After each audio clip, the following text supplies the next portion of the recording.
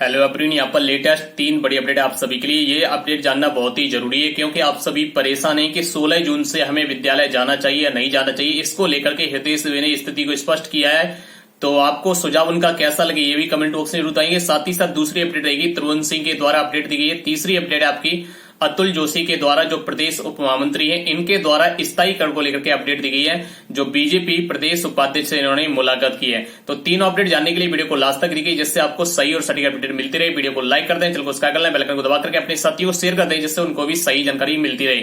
सबसे पहले हम बात करते हैं त्रिभुवन सिंह के द्वारा यहाँ पर दुखद सूचना दी गई। एक ही दिन में यानी आज ही के दिन 3 शिक्षा मित्र साथी इस दुनिया को छोड़ के जा चुके हैं। ये ऐसा एक दिन में होता है तो ये बहुत ही शिक्षा मित्र परिवार के लिए दुखद अपडेट है कि एक दिन में ऐसी घटनाएं देखने को मिल रही हैं। आपके सुल्तानपुर से जहां पर शिव हर्ष मौर्य जी शिक्षा मित्र थे, वो इस दुनिया को छोड़ के आज जा चुके हैं। दूसरी अपडेट है आपकी लखीमपुर खीरी से, जो गीता शिक्षा मित्र थी, वो इस दुनिया को छोड़ के जा चुकी है। तीसरी अपडेट है आपकी मथुरा से, वो भी यहाँ पर महिला शिक्षा मित्र, वो भी इस दुनिया को आज के दिन ही छोड़ के जा चुके हैं। ये तीनों अपडेट शिक्षा मित्र परिवार के लिए दुखद अपडेट है।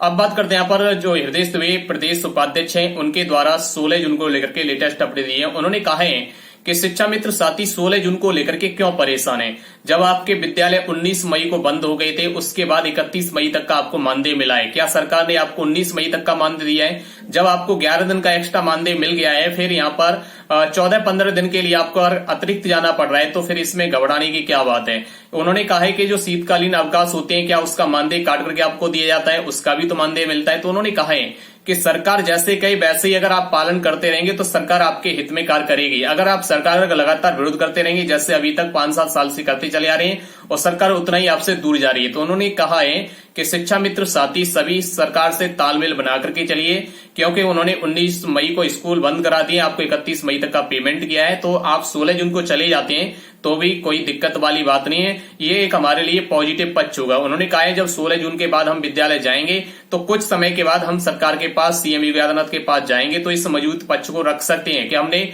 आपके लिए, आपके सरकार के हित के लिए हमने 16 जून से हमने कार्य किया है, उसका हमने मानदेय भी नहीं लिया है, तो उस पक्ष को लेकर के मानदेय के लिए जा सकते हैं, जिससे सरकार के लिए अच्छा होगा।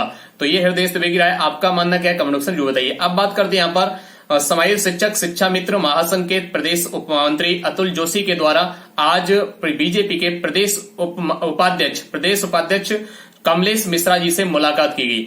उनसे विस्तृत चर्चा हुई कि शिक्षा मित्र की क्या क्या समस्या, यानी टेट पास के आधार पर उन्होंने चर्चा की।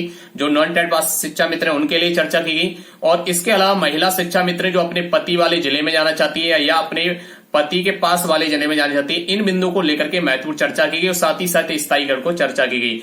तो अतुल जोशी के इन सभी बिंदुओं को सुनने के बाद बीजेपी के प्रदेश उपाध्यक्ष यानी कमलेश मिश्रा जी ने एक पूर्ण आश्वासन दिया है कि आप सभी के इन मुद्दों को हम मुख्यमंत्री योगी आदित्यनाथ तक रखेंगे, और आपके लिए इस सभी समस्याओं को निराकरण कराने का पूर्ण आश्वासन उन्होंने दिया है। उन्होंने कहा है कि आपकी इन समस्याओं का समाधान निकाला जाएगा और बहुत ही जल्दी आपके लिए उचित रास्ता निकाला जाएगा। तो ऐसा आश्वासन प्रदेश उप महामंत्री अतुल जोशी को प्रदेश उपाध्यक्ष यानी कमलेश मिश्रा जी ने दिया है। उन्होंने कहा है इन सभी बिंदुओं पर चर्चा बहुत ही जल्द करेंगे, आपके लिए ज्यादा समय नहीं लिया जाएगा और इन समस्याओं का समाधान किया जाएगा।